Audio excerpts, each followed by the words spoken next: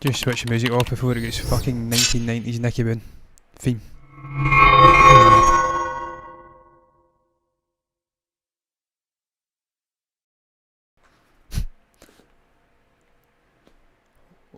Stream starting soon again. Well, hello and welcome to this Thursday's Movie News. I am Jonathan C. Walsh here to do what I usually do, Monday through Friday. Well, Monday through Thursday. Fridays are reserved for reviews, and that is to speak about the latest buzz surrounding movies, entertainment in general, in the world of Hollywood, and sometimes beyond. Sometimes in the world of Tollywood, Collywood, Bollywood, Malayalam, I can't even speak tonight, Telugu, Tamil.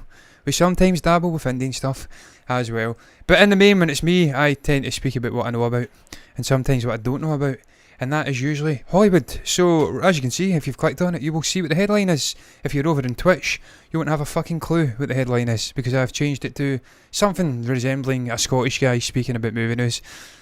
Try to get in with that Twitch crew. That's the way they do their headlines. And as you can see, if you are over on Twitch, you will now know what I'm speaking about, and that is Jean Grey, Dark Phoenix herself, and rumours which have been swirling around social media, Twitter to be more specific, that she could be making an appearance in Doctor Strange in the Multiverse of Madness. As you can see here, this is the headline, it's coming in. That isn't the headline, that's the final topic. It's coming in from MovieWeb, and the headline is such: will Scarlet Witch fight Jean Grey in X-Men infused Doctor Strange 2? Now I'm furiously trying to find out the name of the original Jean Grey character, or actor. I think it was Famke Janssen. It was Famke Janssen. And of course we now have Sophie Turner, who has most recently portrayed the character in a god-awful fucking movie, incidentally. X-Men Dark Phoenix. Shouldn't have happened. It was a mistake. They should have went off into the sunset after Apocalypse and had a something resembling a nice little walk into the sunset with those characters. Once it became common knowledge that Disney were taking over Fox, then it shouldn't have happened. It should not have happened. It was a mistake of a movie. But needless to say, these rumours have been started by one tweet, I do believe. One tweet, and I will endeavour to find the tweet that started it. It was this guy here, Daniel Rickman. I've heard of Daniel Rickman. Daniel has been involved in a couple of other tweets that we've covered over the course of the last couple of years or so. I'm aware of this guy. I don't know if he has got a fucking scoop what he's talking about, but it's him that started it all. And as you can see here, he has retweeted Red Bull Racing's F1 fan account. Don't know why. Most underrated fight scene in the MCU, Strange was god tier. I don't know if we're talking about actual Infinity War, when Strange does, he kind of holds off for Thanos on Titan. And of course it's that moment where Peter Quill's aggression gets the better of him, and that actually sends the whole plan tumbling down into the pits of despair for half a universe. When of course he punches him, he comes out of this sort of mind control that's been administered by Mantis. It was a good fight scene, it was underrated. And of course what happens afterwards when he powers up the gauntlet and brings the moon down and its fucking destruction. It was a great moment. But this is what I digress has spawned this speculation about Jean Grey potentially appearing in Multiverse of Madness. Daniel Rickman said this: in Doctor Strange 2, Wanda will fight someone from the Foxverse. I am not allowed to reveal who it is, but could top this fight. Now. We know just how strong Scarlet Witch is, Wanda Maximoff. An incredibly strong character. So much so that she nearly overwhelmed Thanos at one point in Endgame. And it really, I think, took him turning the guns on his own forces, on the actual remnants of the Avengers complex, to actually fight off Scarlet Witch. It was actually another force which fought her off. She's a very powerful character. She's even more powerful now than she was in that moment, because she has welcomed the forces of the Scarlet Witch into her. And we know, if you have been watching, well, I say we know, I know, and if you have watched along with me those Fox Universe X-Men movies, there is only one real contender who could go up against Wanda Maximoff in her Scarlet Witch form. And that contender simply has to be Dark Phoenix. Not even Jean Grey. It has to be Dark Phoenix. That is the only logical conclusion that you could garner from this tweet. Now, I don't know if Daniel Rickman's got his finger on the pulse. I sincerely hope he does have his finger on the pulse, because I'm already looking forward to Multiverse of Madness. Stephen Strange is already one of my favourite characters in this cinematic universe. And just taking this movie and putting it on steroids and it being the epicentre of all of this multiverse nonsense it's about to spew out, and is already spewed out in Loki and of course in No Way Home by the time it comes. That excites me tremendously. And then you've already know you're going to get multiple characters coming in, different variants of characters coming in. That's been established in Loki. And I'm about to get into something regarding Doctor Strange and No Way Home and that spell that he seemed to cast in the trailer. And I've got theories on that. I theorised in my reaction to the trailer with Stephen that there was something off with that. And that may link into Multiverse of Madness, incidentally, which comes after No Way Home. Elevator Not Worthy, I'm so excited to see this. Yeah, look, I hope it's true. Apparently Wolverine was supposed to fight, but was scrapped due to conflicting schedules. That makes sense, actually, because Wolverine's a tough little bastard as well, but could he take on Scarlet Witch in a full sort of flow? She's a very powerful character, man. And of course, Dark Phoenix has this sort of power that she gets from, I want to say it's some fucking energy source from space, if I do recall correctly. They go to fight it, I think it takes over her. She's realistically the only character I think in that Fox universe who could come over, who was established and fight Scarlet Witch, and it could be something that's fairly even and not over in the space of a couple of seconds. But look, Hugh Jackman there was a lot of speculation about Hugh Jackman and potentially him coming back to portray the character.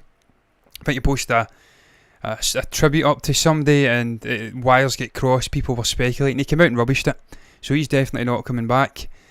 Now there's been a lot of speculation regarding this, a lot of people have had things to say about this revelation that we could perhaps see this fight. It's very short and sweet, they're not overstaying their welcome, and sadly I can't click anything linked to other content because it'll get fucking copyright striked. But Scarlet Witch versus Jean Grey moment is coming, can't click on it, which is shite. Jean Grey versus Wanda Maximoff, it's a lot of sort of combining of scenes obviously. And then obviously I think they're trying to punt me Celtic gear. I've already got it on my mate. I don't need any Celtic gear. If Jean Grey is in Multiverse of Madness, I hope it's the original one. The newer one was trash. I agree. Famke Janssen was the definitive version of Jean Grey, and obviously Dark Phoenix. Did she ever have a moment with Dark Phoenix? It's been a while since I've watched those movies. Did she become Dark Phoenix? She did, didn't she? It was the final one, wasn't it? I'm pretty sure it was. X-Men 3. She was the best version though, that's what I would say. Nat Hiddle Simping away on Twitch. Jean Grey and Wanda have always been the yin and the yang in the comics. Would be cool to see them on the same screen. It fucking would, wouldn't it? It really would. If Wanda's fighting someone from the Foxverse, dear God, if Jean Grey makes her MCU debut by getting in a cosmic showdown with Wanda Maximoff, I'm going to go into cardiac arrest, not even capping. Well, I tell you, man, it does excite me tremendously because there's a lot of sort of possibilities for this Multiverse of Madness movie, and a lot of people seem to be neglecting the key little detail that Wanda Maximoff is a sort of co-lead. She's been brought in, they've been working in tandem. WandaVision Studio, the people involved in the making of that TV show, have been working with the Multiverse of Madness guys. They were going back and forth. This has this very close symbiotic sort of relationship, those two projects, those two characters, and with her being a co-lead, I'd be absolutely fucking stunned if they were to bring this together. It'd be incredible. There is something wrong with Strange because of his accident. Even in Endgame, his hands shake whenever he casts spells, but his hands didn't shake in No Way Home. I'm telling you, man, I'm going to be speaking about that in probably 2 topics on. I actually may bring it forward and just connect it with this because I'm convinced that he is heavy convinced that he's a variant.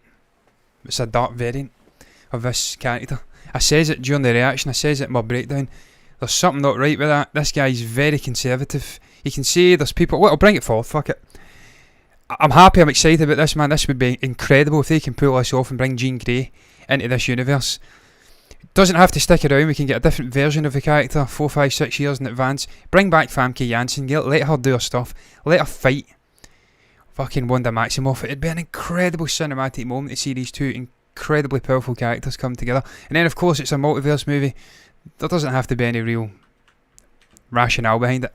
There doesn't have to be any rationale behind why she's there. They can get rid of her as quick as she came, and it's just a great cinematic moment.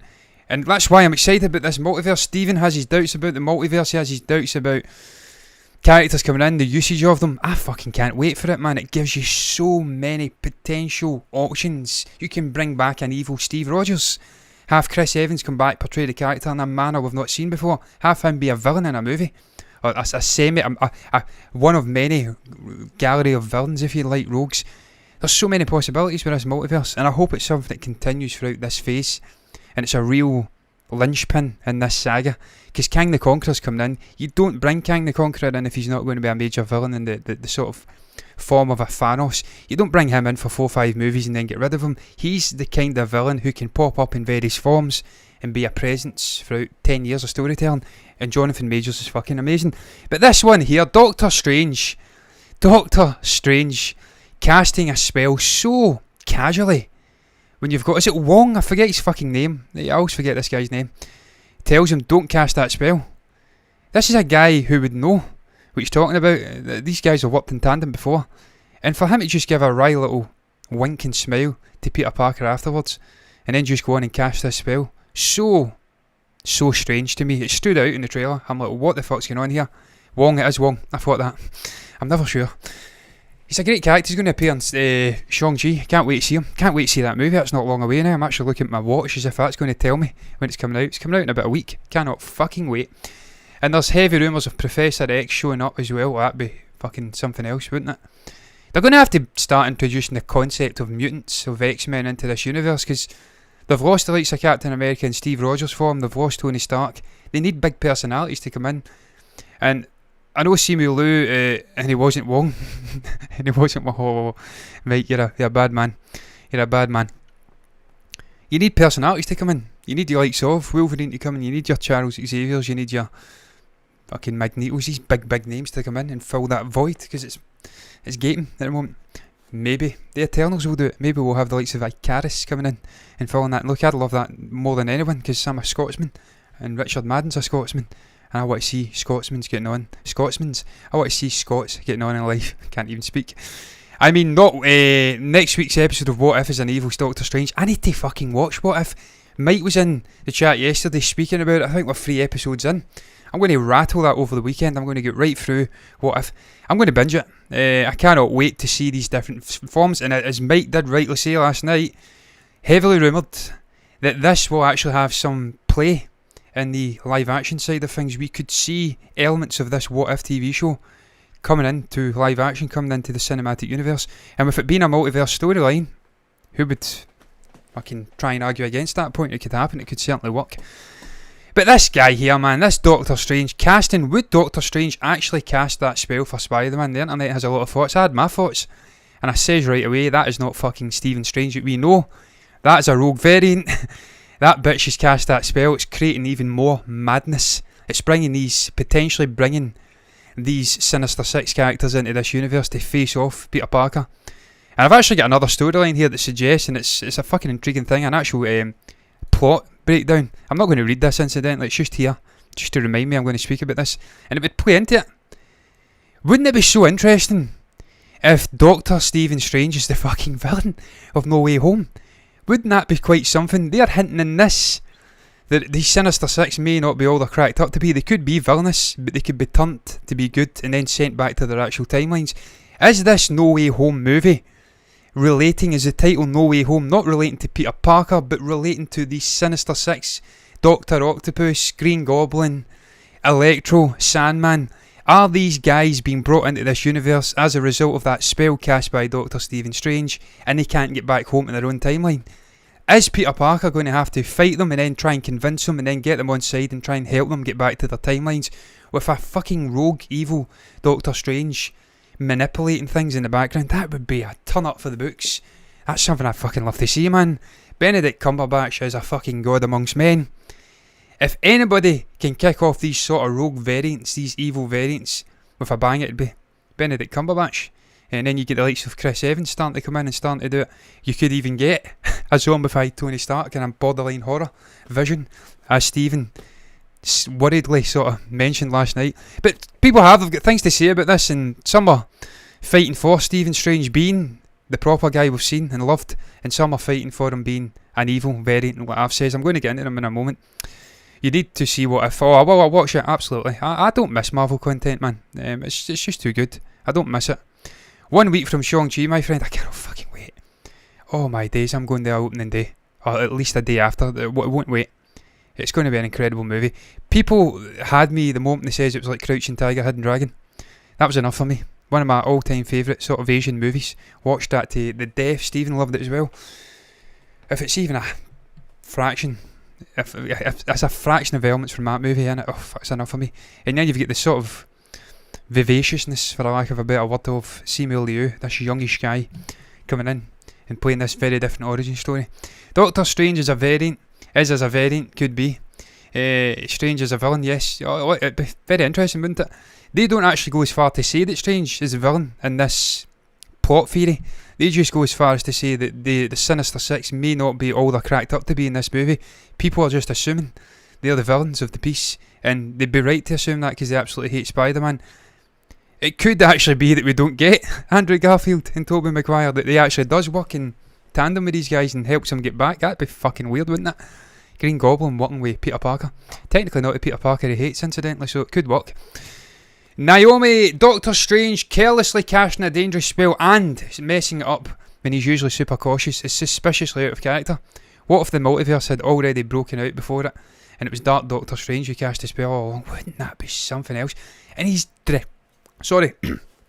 he's dressed differently as well. He's wearing a fucking hoodie.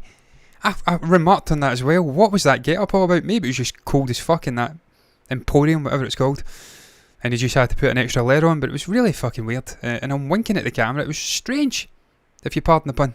Strange. Really strange. It was something I miss.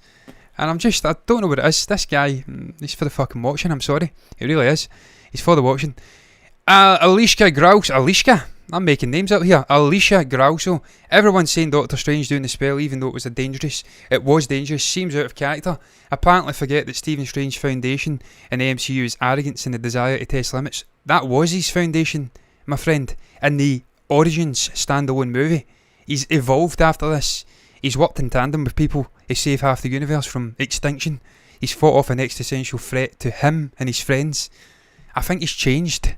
I don't think he's that arrogant brain surgeon that we've seen, neurosurgeon we've seen in the first movie. He's came on quite a fucking bit. He's a Sorcerer Supreme.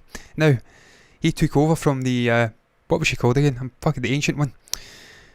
I'm sorry, I'm not buying it. I will see Shang-Chi multiple times at the theatres. I may be joining you on that one. I may actually go and see it. If I really enjoy it, I'll be back, 100%. And you need to back these movies. You've got a lot of shite bags out there.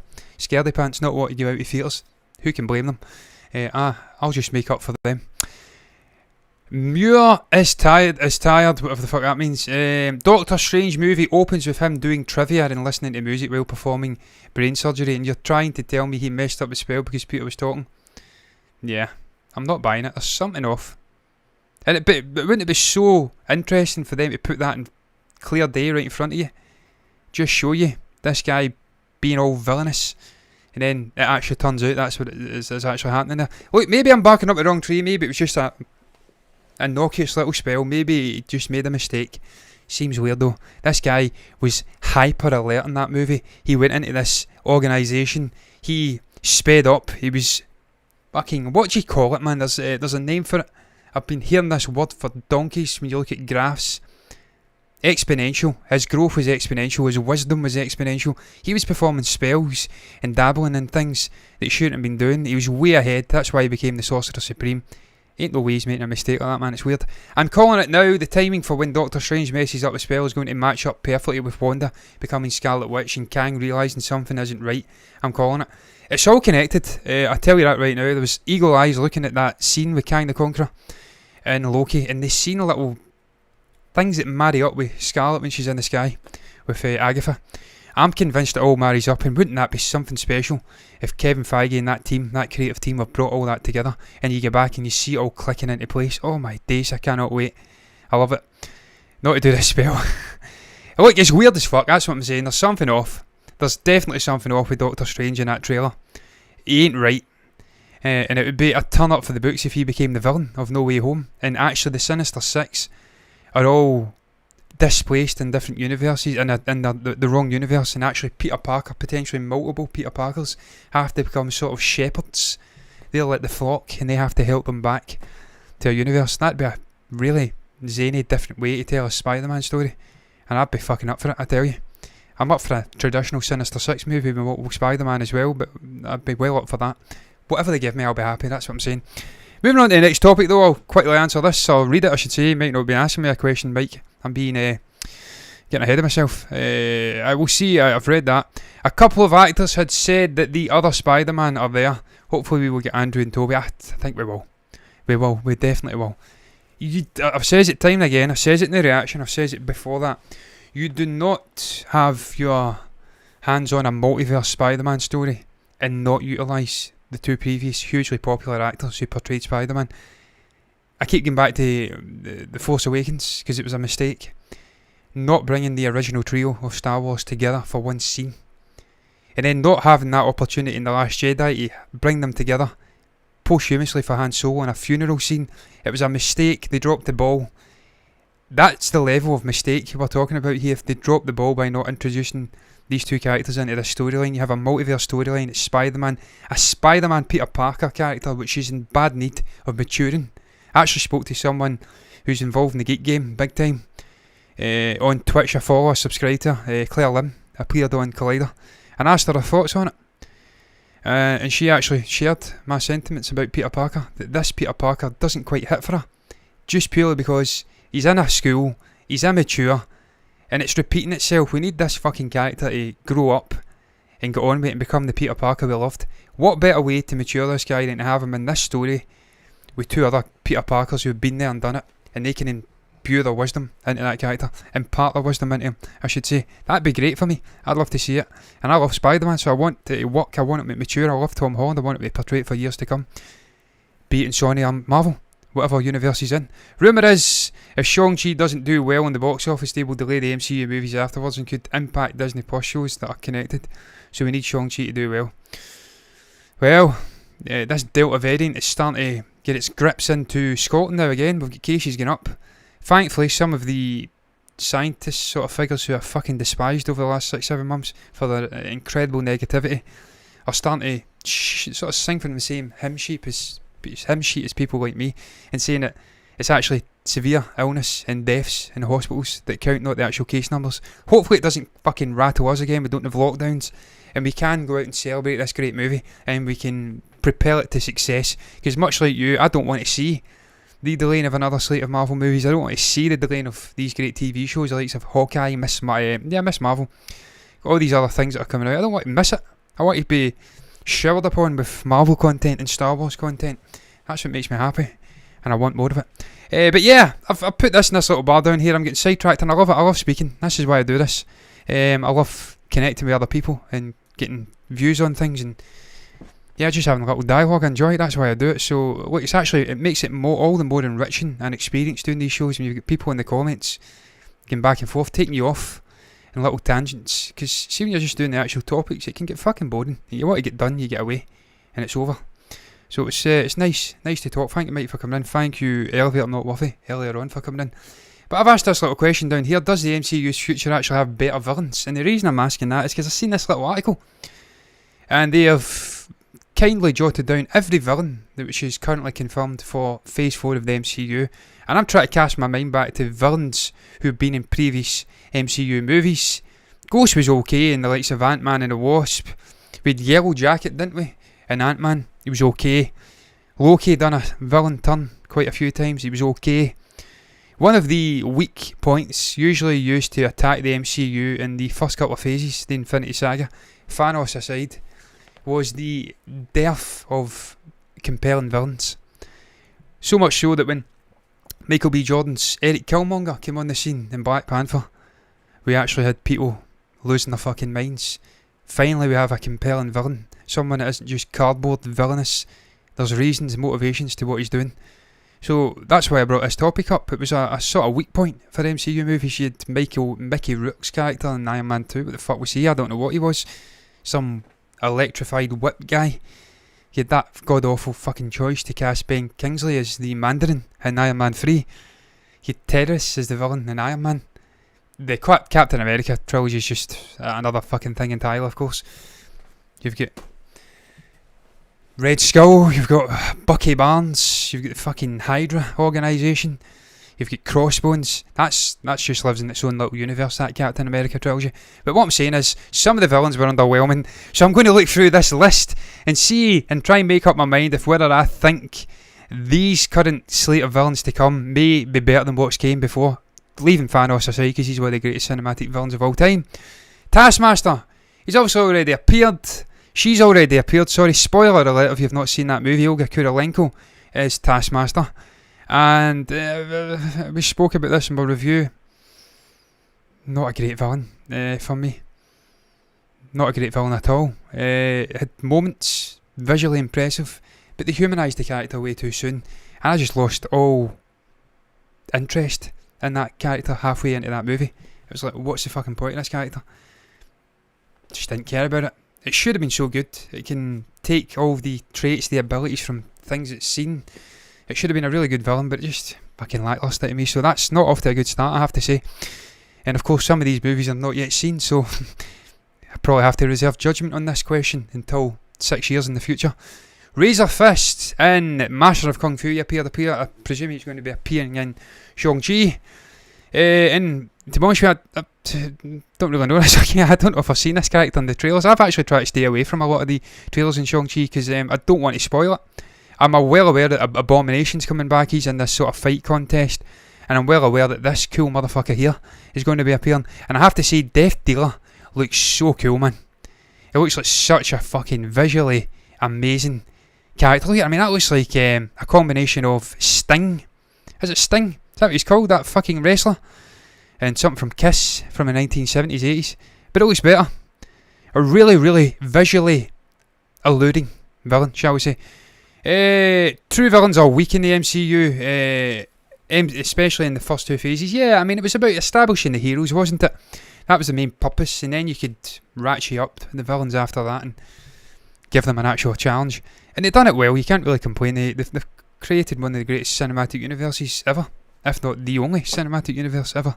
Now Loki's like an anti-hero, not really a villain. To me, he's a fucking hero. I think he's going to be a huge force for good in this Multiverse of Madness movie. I think he'll be in it. I think he'll be batting from the good side and trying to repair everything, because they humanised him so much in that Loki TV show. You've got to keep an eye on Loki. He's a sneaky little bastard. Ember Power. Maybe if Black Widow had been involved with Taskmaster and then escaped the Red Room, could have made for a more personal fight. Absolutely. When I heard about potential leaks from this movie before it came out, it was rumoured that the Rachel Weisz character would be the actual villain. She would be, and it turned out she was a bit villainous. She was ruining all of these women and these little girls' lives. She was working in tandem with the Red Room, but that would have been so much better if she was Taskmaster. I was expecting her to be revealed as Taskmaster. She was conning him, and it would have been so much better. You have that emotional connection. There was no emotional connection with the Black Widow character, with the Elena character. It was just this daughter. Well, she did have a connection with Black Widow. She thought she'd killed her. She'd destroyed this woman's life, and now she became this cyborg-like thing, mind-controlled thing. It wasn't compelling for me. Character wasn't great. Didn't really enjoy it. Enjoyed the movie though, so clearly it wasn't that bad. There was enough going on there. Was it Ray Winston? I think Ray Winston played a Russian. Ray Winston, a Cockney, doing a Russian accent. Iron Man freed me. When I think of the great trilogies, Iron Man's not one that springs out at me. Great MCU trilogies.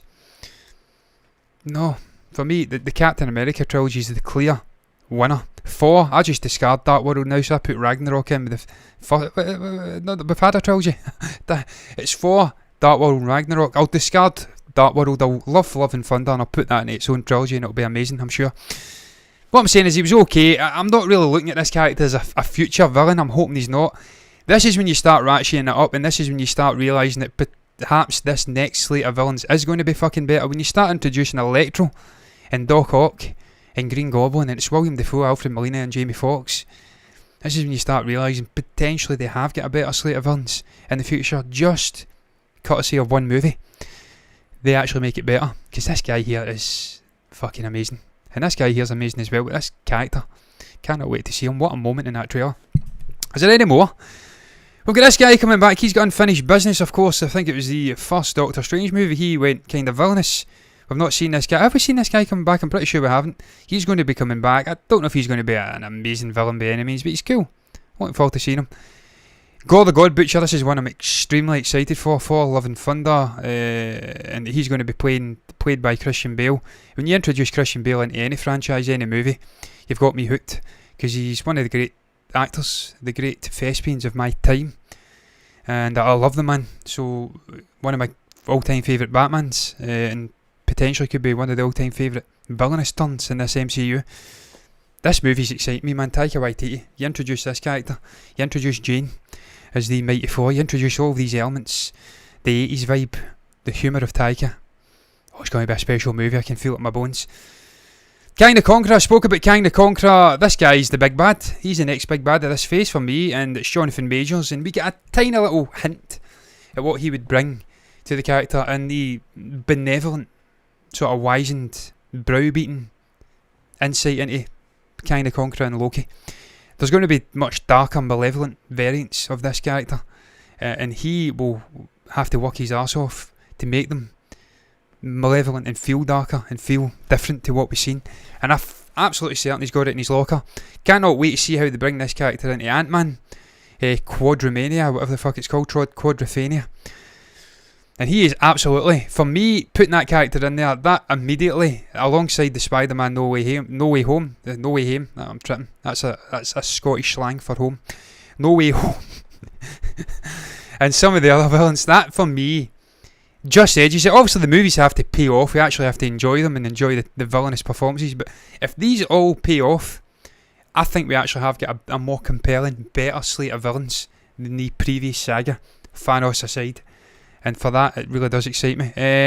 What the fuck are we doing here, John? We've got that many graphic bars up here. I've lost the plot. I'm going on to a next Marvel topic. The next Marvel topic. Dreykov, that pheromones thing was weird. And I know comic book fans didn't like the Taskmaster reveal, but overall I like Black Widow. I like Black Widow as well. I think I gave it a B-. I enjoyed it quite a bit. I thought Florence Pugh was brilliant as Yelena. Actually stole the show. David Harbour was fucking amazing as this, what would you call him? I don't know. Delusional Walter Mitty character in Red Guardian. And I really enjoyed the way it flowed. I thought it was a fitting conclusion to Natasha's arc, and a fitting introduction to Yelena's arc as presumably the next Black Widow. The pheromones thing was weird. Didn't go for me. Didn't really like it. I liked the movie, I gave it a B-, but I didn't like anything about the villains. I actually just was completely invested in this relationship, this sort of weird, dysfunctional family, non-family sort of spy setup. I fucking really enjoyed it. But yeah, Teyonah Harris, is that even how you say it? Teyonah Harris?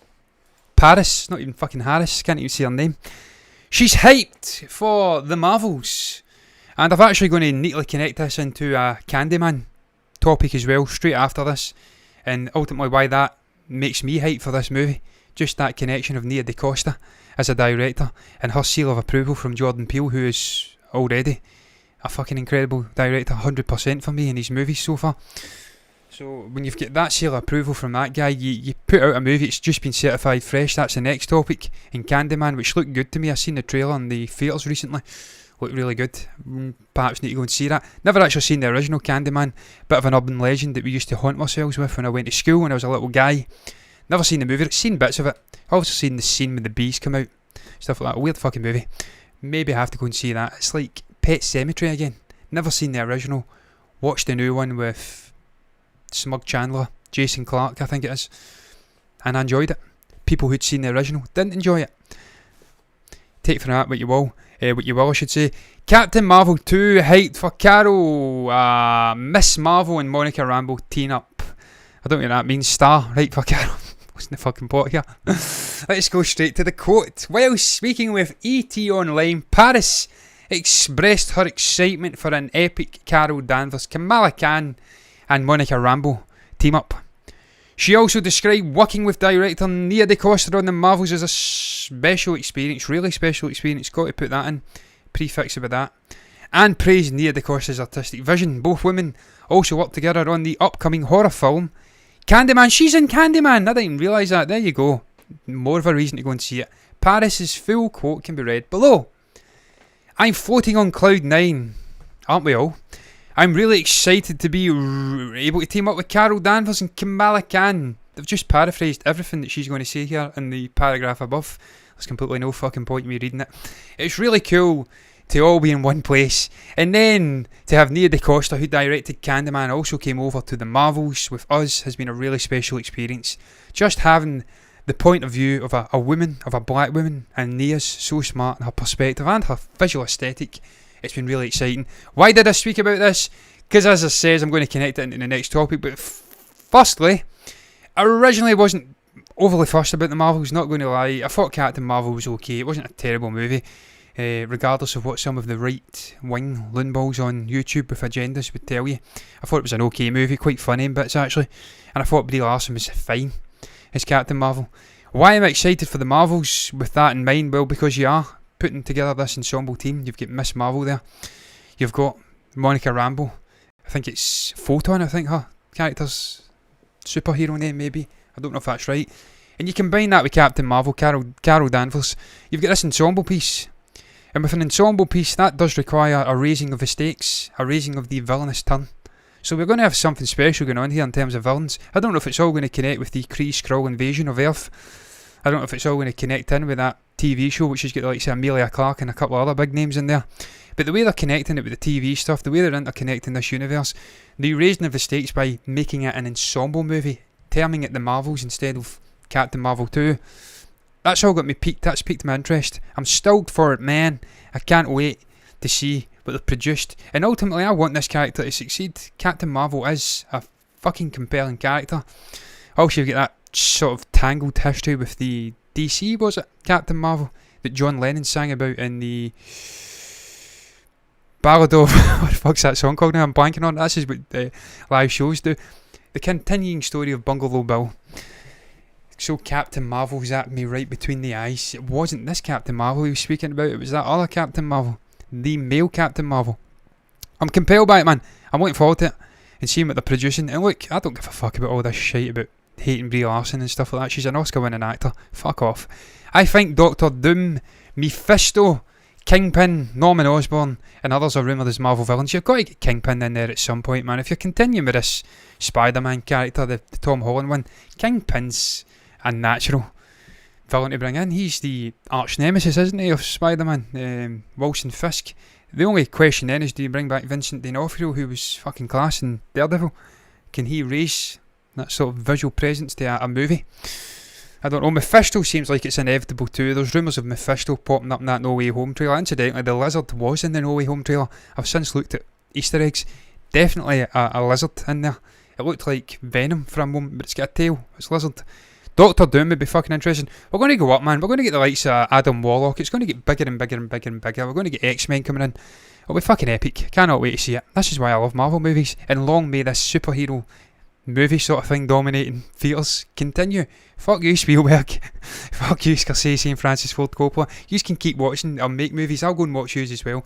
But I want to see these movies making money and doing well. Kingpin is rumoured in Hawkeye. Oh, I don't know about that, man. Oh, I don't know if that would work, would it? Hawkeye? It isn't set in New York, isn't it? Hawkeye? Oh no. Why would you bring in Wilson Fisk into Hawkeye? It doesn't make sense to me. He's far too big a villain, isn't he? Oh, I don't know about that. I was expecting something like a Walton Goggins kind of effort from Ant-Man and the Wasp for Hawkeye. Just this pain in... I tell you who the villain's going to be in Hawkeye. Fuck Kingpin. It's going to be Yelena, man. She's coming after Clinton Barton. It's been set up. It'll be Yelena.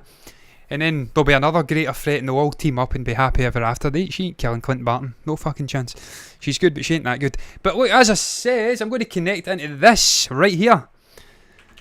Candyman 2021 is certified fresh on Rotten Tomatoes, whatever way you want to call it, doesn't really matter. So, preferential, is that even right? I don't know. Give a fuck. It's rated fresh now. Does this go for anything? It doesn't go for a fucking damn thing because it's Rotten Tomatoes and it's all these artsy, liberal, left kind of reviewers who all have agendas and all want to get access to premieres and press screenings. And I'm a liberal lefty, so I can say that. If you're an alt-right bitch, get the fuck out of here. I've told you before, I've got posters with no racist, no fascist, no sexist. You're not welcome here. Unless you change your way. I can hang you out a window from a high-rise building and that'll change your way. Something like what with my cousin, who was a Rangers fan back in the day, and he converted to being a Celtic fan. Take that back, that's not true. Candyman 2021 is certified fresh on Rotten Tomatoes. Clive Barker's horror short story The Forbidden was adapted into the feature film Candyman by director Bernard Rose back in 1992 when I was 3 years old. The halcyon days. I can finally say that right. I've been waiting for an excuse to say halcyon. I've been pronouncing it wrong for 32 years.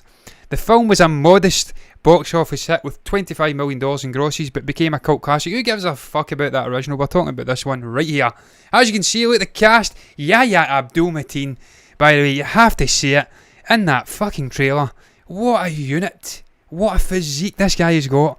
It's sickening how much muscle this guy's got. He's like a fucking running back in the NFL. Unbelievable physique, man. Don't know why I said running back. They're usually the smaller guys, aren't they? Well, no, not really. Not really. That's bullshit. There's some big running backs as well. That guy from the Cowboys, I forget his name. Ezekiel, is it? I don't know. Ezekiel Elliott? I don't know what his name is. I've not watched the NFL in a wee while. I have to get back into it. Can be big boys as well. I think he's 6 foot or something like that. I'm trying to remember the Patriots running back now. Off the top of my head. There was a couple. Brandon, oh god, what was he called? Bolt? Was it Bolt? Oh fuck was his name? I'm blanking on his name. Huge big guy though. Powerhouse running back. Absolute fucking monster. Then you had the little guys. White, I think it was. And who was the other little guy I fucking loved? Oh, he's more like, he became like an optional wide receiver as well. I loved the Patriots back in the day, man. I switched off from the NFL last year when Cam Newton came in and Tom Brady went to the Buccaneers. I still watch the Super Bowl though to see Tom Terrific picking up another Super Bowl. I love Tom. But yeah, the tangents about NFL and running backs aside, Yahya Abdul-Mateen, some fucking physique. Tiona Paris is in there. And as you can see, it's a spiritual sequel. This is a new term from quasi-sequels that we got with Halloween. Just a fucking sequel, man. It's set in the same universe. Just say it. A spiritual sequel. The fuck does that mean? We need to get a spiritual medium in to communicate with the original Candyman. What the fuck are they talking about? Tony Todd in this updated version. Look, I'm gibbering. It is currently rated, I think, 82%. Let's get 89%. It remains to be seen if Candyman can scare up a big audience as it releases in theatres, but critics are clearly on board with DaCosta's and producer Jordan Peele's updated take on the horror classic.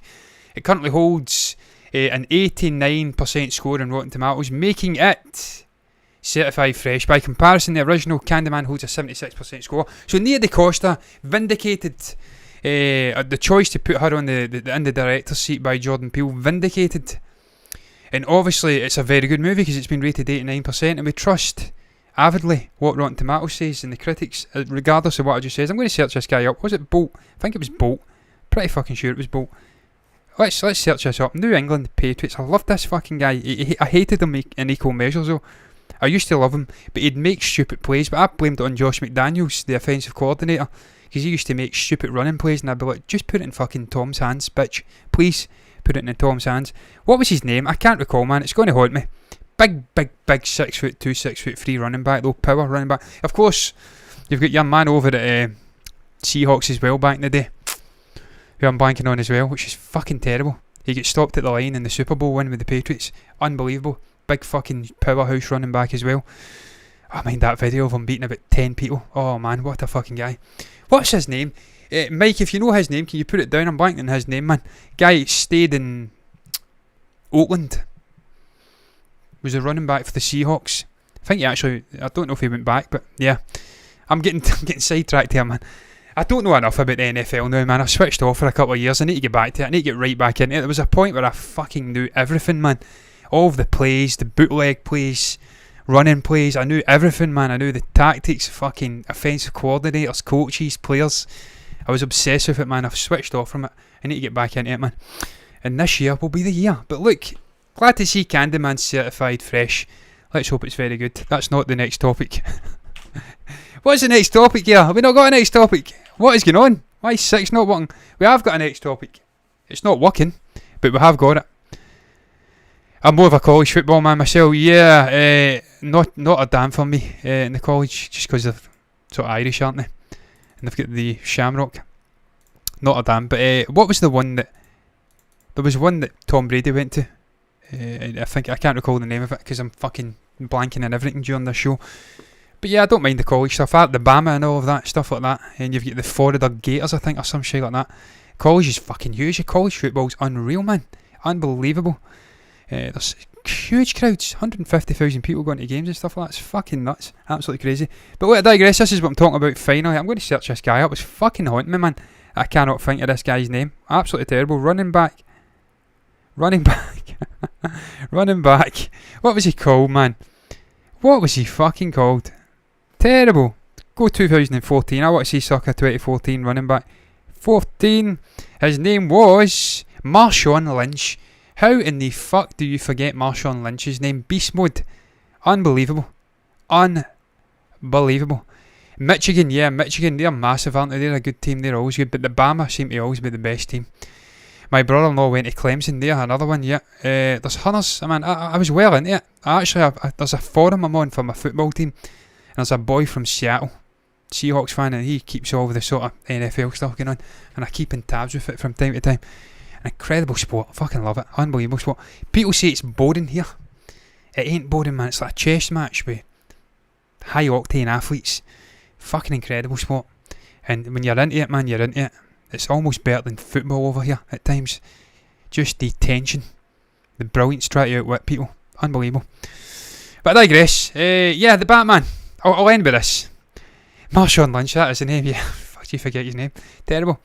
The Batman. Most emotional Batman movie ever, says director. Now, he would say this, Matt Reeves. That's why I says, well, I haven't says it. I actually had a graphic saying the Batman is the most emotional movie ever, or most emotional ever, maybe. And the reason I said maybe is because you have to take it with a little pinch of salt, because it's the actual director himself that's saying it, and he has got a underlying ulterior motive to actually say these things, because he wants people to go and fucking watch his movie. But I digress. He was speaking at CinemaCon. There was a little featurette aired. Lucky bastards got to see it. I've not seen any of it. I was actually going to speak about Jurassic World 3 as well. Needless to say, I've not seen that either, but they were speaking about the featurette Sizzle Reel, I think, Reel they call it. This is what I had to say, Matt Reeves. I felt that we've seen lots of origin stories. It seems things go further and further into fantasy. And I thought, well, one place we haven't been is grounding it in the way that Year One does. To come right into a young Batman, not being an origin tale, but referring to his origins and shaking him to his core. You can have it be very practical, but I also thought it could be the most emotional Batman movie ever made. I actually think he's got a point here, and you're right, Mike. It's because it's like emo Batman. I got that vibe. It was like Kurt Cobain. They actually played fucking Nirvana in the trailer. Something in the way. Very fucking emo, grungy. Bruce Wayne we were getting there. And look, it could be emotional because this is a guy that's hot on the heels of his parents getting killed. It's clearly not happened that long ago. He's still got the gun that killed him. Joe Chill was it? I think it was. He's got that gun in his suit. So it could be a very emotional Batman movie we're getting. And just the closeness of him to the Falcones, to Selena Kyle, and you've got the Riddler in there, and you've got the Penguin. I think it's going to be very intriguing to say the least, to see how that all plays out. The Riddler clearly understands the contradiction in this Bruce Wayne's life. He's hanging around, has close contacts with this Carmine Falcone cunt, as we like to call him over here. Some people may have different names for gangsters over in the States and other places. They don't like the word CUNT over in America, don't they not? We use it very, how shall I put it? It flows well over here. We use that word. That's one of our favourite words. Well, certainly mine anyway. He understands the contradiction in that relationship. He's clearly calling him out in the trailer, and he's trying to get at him. But he needs to have space, a safe space. Well, he's got it, hasn't he? Batman's always had a safe space. It's his little bat cave where he goes to lie in the fetal position and get spooned by Alfred. That's his safe space. And all of them have had it. Listen, joking aside, that's why I love the Batman. That's why I love Bruce Wayne. He's this emotionally dysfunctional character. He's got this duology to his personality. He's got the sort of vigilante by night. He's got this philanthropist brilliance and the billionaire sort of public image. And the two are both separate parts of this guy's personality, psyche, and they can't coexist without each other. And I love that. I love the fact that that's what makes the character so compelling to me. And I think that Robert Pattinson will really tap into that in his performance. He's a fucking great actor. He's went down a different route with his career. He's done really independent, quirky movies. He's went out and try to find the directors to work with, as opposed to perhaps some other fucker that's phoned it in. Let's say, I don't know, Ben Affleck for the last 20 years. Not Ben Affleck, Bruce Willis. Ben Affleck's alright. I like Ben Affleck. He's a good Boston man. He's a good Patriots man. So what am I saying is, I think it will be an emotional Batman movie. I think Robert Pattinson will demand that. He'll really tap into it. And just really looking forward to this movie, man. It could be really special. And the fact it's year one, this is a Batman that will be violent. He's not really developed a no-kill policy. He's batting the fuck out of people in that trailer. Going to be a really, really exciting movie. I can feel it. And you've got one of the Skarsgård saying it's like a Pixie concert. The vibe on the set was like a Pixie concert. So see to all those Doomcock fuckers or whatever they're called, and these shits that are trying to seed sows of discontent. Is that right? Sow seeds of discontent. In regards to what was going on behind the scenes, and saying that Pattinson had fell out with Matt Reeves and it was, oh, they weren't going to work together again. Fuck off, man. They got on together just fine. You get a production, first C sort of production deal with Warner Brothers. It'll be a great movie. They'll work together again. It'll be an amazing trilogy. Fuck off, Doomcock. Show your face. Bet you're like Harvey Two-Face, you bastard. But look, I digress. That's going to round the show up on that note. This guy's got like 1 million subscribers, by the way, man. We've got 7,000. This fucker will come for us and absolutely crush us. We have like 200,000 dislikes per day. What has Doomcock got, man? What has he got? He's got 269,000 subscribers, man. Blows my fucking mind. Guy sits in like a room with a plastic mask on, uses a voice changer, and we're about to take this guy serious. It's like, what the fuck is going on here? You are a fucking absolute gimp, is what we like to call it over here. Look, that's going to round the show up, man. What's your thoughts on that headline?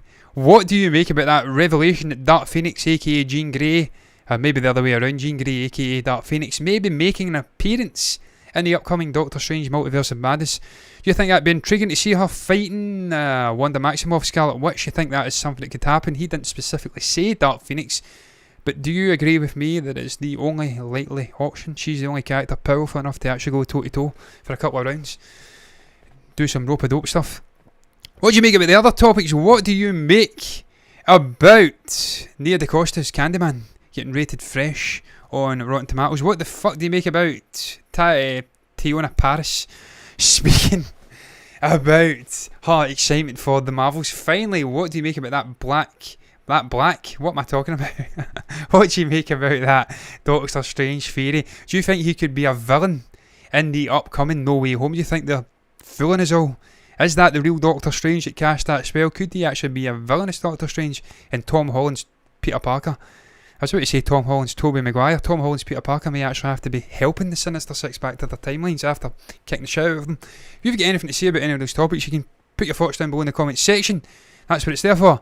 You can also like the video if you've enjoyed it, subscribe to the channel on YouTube, hit the follow button over on Twitch if you want to see more content like this in the future. We'll get me and Stephen back tomorrow with Roof.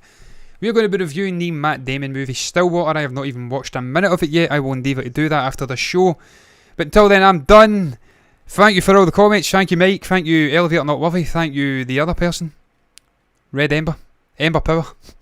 Thank you. Appreciate the comments. Until then, though, bye. Arrivederci. Thank you very much, Mike. It was actually you made the show great because you actually come in and allowed me to bounce off you. And I require people to bounce off of. See, when I'm on my lonesome, it's depressing. That's why I like to have Stephen with me. I can bounce off him. And that's when the greatness happens. Maybe. Bye.